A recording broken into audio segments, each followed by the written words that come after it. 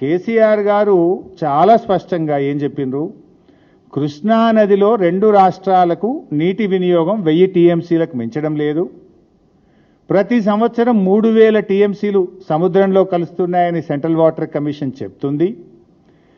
ఈ నీటిని 2 రాష్ట్రాలు ఎలా ఉపయోగించుకోవాలనే అంశంపై ఇద్దరూ కూర్చొని మాట్లాడుకోవాలని, 2 రాష్ట్రాలకు లాభం చేకూరే విధంగా ప్రణాళికలు రూపొందించుకోవాలని కేసీఆర్ గారు సూచించారు. ఇద్దరూ కూర్చొని మాట్లాడుకోవాలని, 2 రాష్ట్రాలకు మేలు జరిగే విధంగా ప్రణాళికలు రూపొందించుకోవాలని కేసీఆర్ సూచించారు.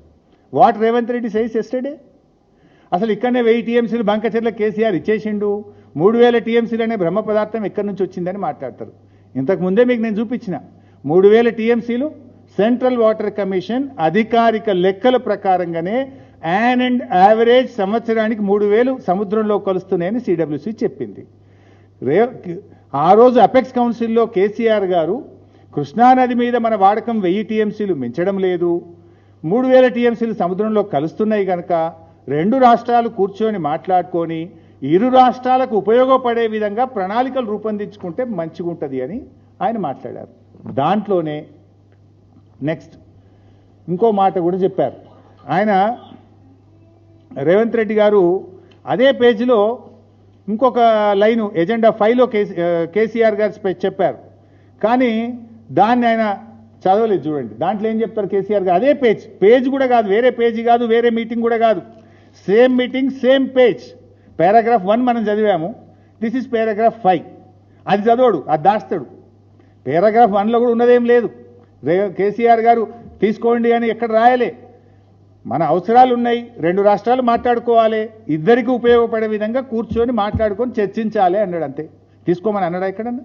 అందులోనే మరింత స్పష్టంగా అదే పేజీలో అదే మీటింగ్లో కింది పారాగ్రాఫ్లో పారాగ్రాఫ్ 1 చదివిండు రేవంత్ రెడ్డి, పారాగ్రాఫ్ 5 కూడా నేను చదివి వినిపిస్తా. Raised objection over the expert committee constituted by Government of India to address the issue of diversion of water from Godavari to Krishna River between the 2 states without prior consultation of Telangana, and pointed out conflict of interest with respect to some members. He requested for reconciliation of committee as already requested.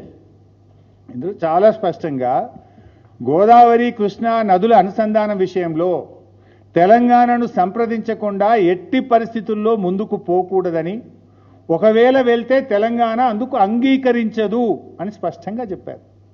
అంటే మా అనుమతి లేకుండా ముందుకు పోవడానికి వీల్లేదు, వెళ్తే మేము అంగీకరించాం.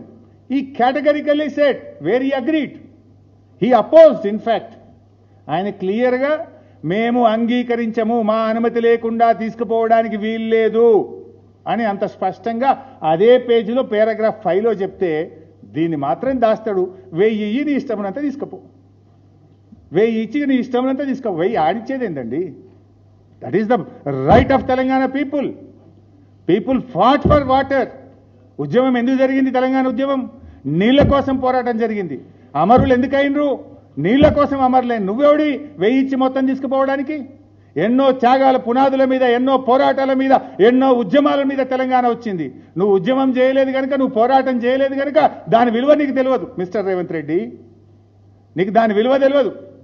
ఎప్పటికైనా నీకు అసలు ఆ నీళ్ళ గురించి నీకు ఐడియా ఉంటే కదా, నీకు ఆ పోరాటాల గురించి నీకు తెలిస్తే కదా నువ్వు అట్లా మాట్లాడతావా నువ్వు? ఎందుకంటే నువ్వు ఎంతసేపు అడ్డదారిలో పార్టీలు మారుకుంటూ అధికారంలోకి వచ్చినావు తప్ప నువ్వెన్నడూ ఉద్యమం చేసినవి కాదు. పోరాటాల విలువ నీకు తెలియదు.